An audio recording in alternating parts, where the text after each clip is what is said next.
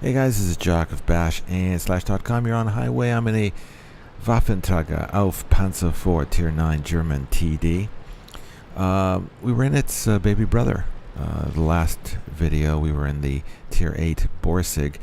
The Tier 9, just as good, plays pretty much the same way. It's got a hell of a punch in its 128 millimeter L61 gun. That's the gun to get. There are 4 guns you can actually get with the Waffenträger Panzer IV. The 2 first guns that you get are actually holdovers from the Tier 8, so you more than likely will have those 2 guns. When you finally are able to earn the next 2, I personally would even go to the final one, which is the 150 millimeter L38. I wouldn't even bother with that. It's almost half the fire rate of the 128 L61. The L61 is the one I would choose. 276 penetration, 560 damage, 352 if you go AP. CR, 560 damage with that, and of course HE, which I don't recommend with this particular gun. 65 penetration, 700 damage. It has got an excellent dispersion, only 0.33 meters at 100 meters, and aiming time is reasonable at 2.1. And you can see us here waiting for the enemy to come at us in the field. Not much we can do here. Most of the team went east. Directly from spawn, they crossed the river, went east into town. Possibly the number one noob mistake teams do on Highway here on this map is to essentially cross the river, go up the hill, and into town. Look at them down there. They're just clustered, just crammed into a tiny little group. Not all of them can get guns on the enemy. The enemy, meanwhile, has a long sort of defilade kind of positions that it can get into where it can put lots of guns on the enemy. And even though they seem to outnumber the red guys at the moment in the bottom right-hand side of the mini-map there, watch that shrink, because not very many teams are able to get out of that tight, crammed position. And yet, teams amazingly do this all the time. The real fight, the way you should be playing this map, and you see the guys that, in the Tier 10s do it, and the big, top rated teams do it, and clan wars and purples do it. They'll either fight in the river valley below, facing with their guns facing up the bank on the other side. They'll defend that river down by the river there, or as the other half will go off into field. And there's some really good spots that you can get around B3 now. They've added some houses down there which weren't in earlier patches. But here's patch 811. That's where we're at right now, and we've got some houses, good coverage down there.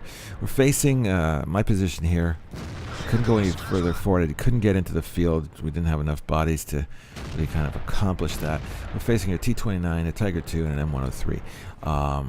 M103 and the T-29, good held down tanks, and undoubtedly are surprised that my Tier 10 gun can seem to penetrate it with ease. Now, a pretty big threat looms large on in the field as well. That's the SU-152 and a Jag Panther also back there. The Jag Panther and the SU-152. The 152 being sort of the counterpart of the Waffenträger. Not as mobile. In my opinion, it doesn't hit quite as hard, but it's still it's in the same sort of class, but it's only a Tier 7, but it's still a formidable little beast out there. Getting hit a couple of times here. That certainly woke up the opposite team. Hit the Tiger II. Tiger II looked vulnerable. That certainly spooks you when you're attacking like that, and one of the tanks besides you blows up. That certainly reduces your morale.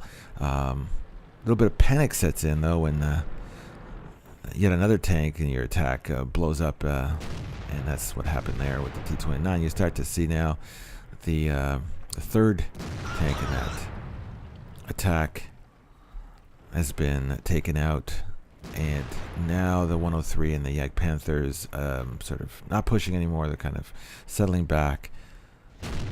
T-28 on our team starting to push. That's a pretty robust tank there. It's a good combination. T-28 provides a lot of frontal damage, sponge, and I can certainly wield a hammer as I did on the M103. The field push now pretty much gone, and you can see in the southeast that massive push that our team did nearly completely removed. I mean, it's gone. Where are the tanks? Now trying to tell the lone survivor there to back his ass up. He is not going to be able to do that. He's not going to be able to extract himself. So I'm coming south along with the rest of the TDs. Let's see if we can do anything to help him out. I doubt very little. He should be lit. There we are as we get to the finally the draw distance there. Shot into the T-32, completely screwed up that shot. Went low and hit the dirt in front of the T-32. Now I aim for probably one of their better players there from a clan I recognize that being a good clan. That's the guy from Corvo there. And very fortunately take the IS-6 out. So now here we are. A bit of a Mexican standoff. There's really no lights in the field. They have no lights up here. There's 1, 2, 3, 4 on the enemy team. And we've just got a slight lead just by 1 over on our side. Now I have roughly four TDs, I think, and no one is stepping up to go out and light anything. So we're just going to sit here, I assume, until somebody makes a mistake. Now, I don't know what type of players they are. I don't run XVM. I have no idea, and for that reason, I decide I'm going to be not too useful in that locale if indeed the enemy team comes over and tries to flank us, and that's what I'm going to do. I'm going to just go out in the field and see if I can spot something. I'm just going to leave them there. I'll tell you the one thing about this tank. It's an amazing sniper. The camo on this is not too bad. Certainly nowhere near as bad as the tier 10. The tier 10 camo is just virtually almost non-existent. Base camo is almost non-existent. And with the tier 10, the WT Alpha 100, that one you sort of have to play way in the back. This one I'm kind of playing it somewhat aggressively, almost as much as I did the Borsig. And there's nothing that scares the willies out of a team than seeing this cannon around a corner or in a forward position. They really do think twice, and you can definitely and you can prove you can stop an attack as we did there in the field. So we're coming up onto the houses here. A lot of these have been positioned differently than they were prior to 8/11, I believe, and I'm not sure if it was 8/10 or 8/11, but they're all brand new. Here we are in the pumpkin patch, and this house here cannot be knocked down, so I'm going to be setting up shop. I asked for some help here. The 25-2 kind of understands the tactics of it, and pretty much the only other ingress into our base is out in the field here. 11-10, pretty much 2/3 of the game over. Right now, I'm thinking draw. I mean, off the top of my head, no one's stupid enough to sort of rush the other side of the field. There's no mass rush. They're just sitting there trying to tell them that, you know, maybe you could help me out or whatever. And then they start, the T-28 and the Tiger start moving across the river and up the other side, which really panics me because, well, we saw what happened to that much bigger push just a little while ago. And if all of the enemy's forces are in town, this is not going to be good because they'll outnumber these guys 2 to 1. So I'm kind of half hoping that the enemy has decided to go back to their own base and possibly push the other flank, thinking that we're not going to be here. But so we're me and the 25-2, we're /2. We're just here essentially as insurance. Now, just taking a look, seeing what we can spot.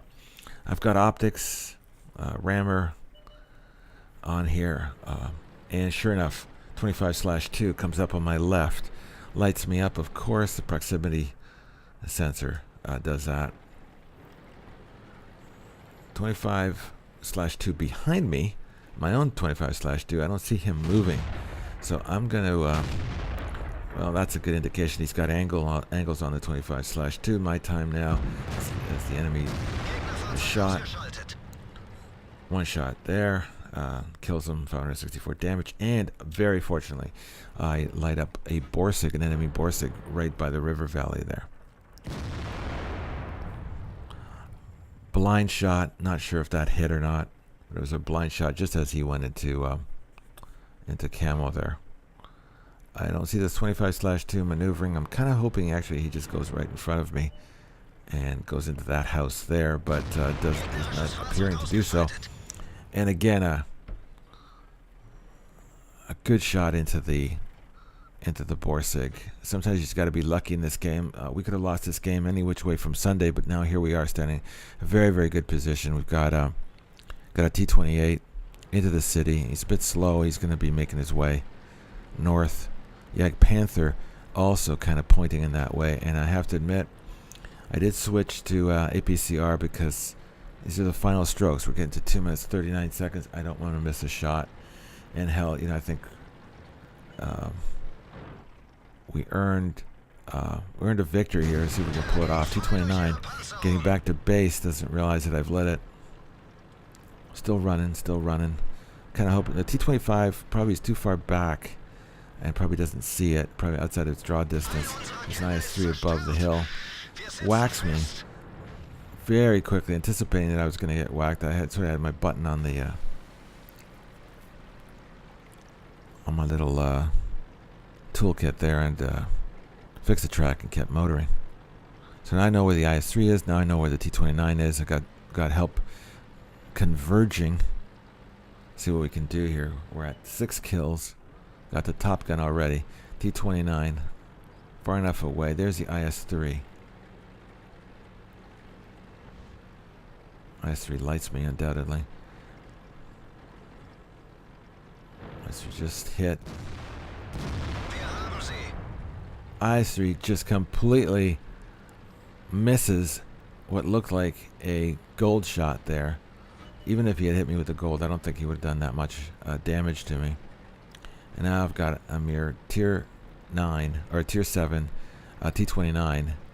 Should be no match for me as long as he doesn't hit me a couple of times. Let's see what we can do. He's going to make a break for me.